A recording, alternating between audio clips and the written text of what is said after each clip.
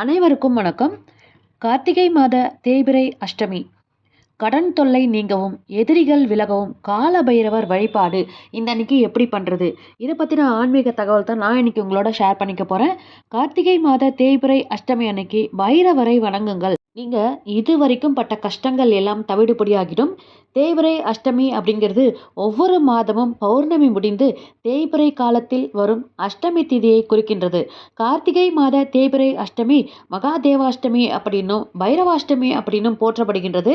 காரணம் என்ன அப்படின்னு பார்த்தீங்கன்னா, இந்த நாளில் தான் பிரம்மனின் அகந்தையை அழிக்க சிவபெருமான் தன் சக்திகளில் ஒன்றாக கால பைரவரை தோற்றுவித்தார். இந்த நாளில் சிவபெருமானின் அம்சமான பைரவரை வழிபடுவது மிகவும் சிறப்பு வாய்ந்ததாக சொல்லப்படுது. மாதந்தோறும் அஷ்டமி திதி வந்தாலும் கார்த்திகை மாதத்தில் வரும் தேய்பிறை அஷ்டமி திதி மிகவும் சிறப்பு வாய்ந்ததாக சொல்லப்படுது. அந்த வகையில் நாளைய தினம் வரும், அதாவது டிசம்பர் 12ஆம் தேதி வரும் வெள்ளிக்கிழமை அன்னைக்கு வர தேய்பிறை அஷ்டமி திதி உங்கள் வாழ்க்கையில் உள்ள கஷ்டம், கடன் தொல்லை அனைத்தும் தீர ஒரு அற்புதமான நாள் அப்படின்னே சொல்லலாம். அஷ்டமி திதியானது வியாழக்கிழமை அன்னைக்கு 11/12/2025 இரவு 7:44 மணிக்கு ஆரம்பித்து வெள்ளிக்கிழமை 12/12/2025 அன்னைக்கு இரவு 8 மணி வரை இந்த அஷ்டமி திதி இருக்கிறதால நீங்கள் வியாழக்கிழமை அன்னைக்கு மாலை நேரத்திலும் காலபைரவரை தரிசனம் செய்யலாம் சிவபெருமான் சன்னதிகளில், அல்லது வெள்ளிக்கிழமை அன்றும் மாலை நேரத்தில் சிவபெருமானுக்கு தேங்காய் தீபம் ஏற்றி வழிபடலாம். நாளைய தினம் அதிகாலையில் எழுந்து பிரம்ம முகூர்த்த நேரத்திலே குளிச்சுட்டு பூஜை அறையில் யாருமே பைரவர் படம்லாம் வச்சுருக்க மாட்டாங்க.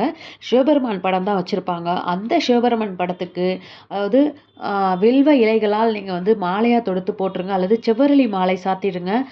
நீங்கள் கோவிலுக்கு போகிறவங்களா இருந்தால் பைரவருக்கு செவ்வரளி மலர் சாற்றி தீபம் ஏற்றி வழிபடுங்க, நெய் தீபம்.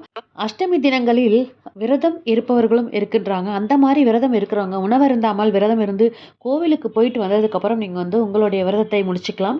தேய்பிறை அஷ்டமி நாளில் பைரவருக்கு உகந்த இந்த மந்திரம் சொல்லி வழிபாடு செய்வது சிறப்பு வாய்ந்ததாக சொல்லப்படுது. நான் இப்போ உங்களுக்கு அந்த மந்திரத்தை நான் உங்களுக்கு சொல்கிறேன். பைரவர் காயத்ரி மந்திரம் அப்படின்னு இதற்கு பேர். ஓம் திகம்பராய வித்மஹே தீர்க்க சிஸ்னாய தீமஹி தன்னோ பைரவ பிரச்சோதயாத். இந்த மந்திரத்தை நாளைய தினம் மாலை 6:30 மணிக்கு மேலே சிவன் சன்னதியிலோ பைரவர் முன்னாடியோ அல்லது வீட்டில் சிவபெருமான் முன்னாடியோ கோவிலுக்கு போக முடியாதவங்க 108 தடவை இந்த மந்திரத்தை சொல்லி செவ்வரளி மலர்களால் சிவபெருமானுக்கும் வில்வ மலர்களாலும் அர்ச்சனை செய்யுங்க.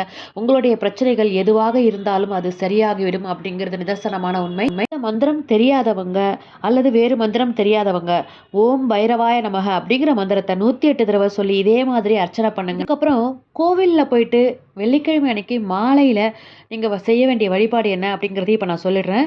நாளைக்கு மாலை நேரத்தில் சிவன் கோவிலுக்கு போயிட்டு பைரவருக்கு சிவப்பு நிற வஸ்திரம் அணிவிச்சு செவ்வரளி மலர்கள் சமர்ப்பித்து செவ்வாழைப்பழம் நெய்வேத்தியம் வச்சு தேங்காய் அல்லது பூசணிக்காயில் நெய் தீபம் ஏற்றி மனமுருகி நீங்கள் பைரவரை வழிபடுறதால தீய சக்திகளில் தாக்குதலிலிருந்து பாதுகாப்பு கிடைக்கும் அப்படின்னு நம்பப்படுது.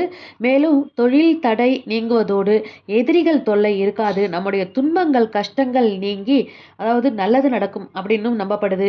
தேய்பிறை அஷ்டமி நாட்களில் அசைவ உணவு உண்ணுவதை தவிர்ப்பது நல்லது. அதே போல் திருமணம், புதுவீடு வாங்குதல் போன்ற சுபகாரியங்கள் தேய்பிறை அஷ்டமியில் செய்யக்கூடாது.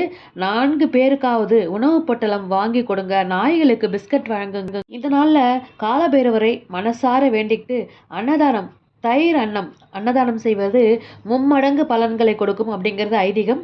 நன்மைகள் பல அருளும் ஸ்ரீ பைரவமூர்த்தியை இந்த கால பைரவாஷ்டமி நாளில் வணங்கி சகல நன்மைகளும் பெறுவோம் அப்படிங்கிற நல்ல தகவலோட இன்றைய ஆன்மீக பதிவை நான் முடிச்சுக்கிறேன்.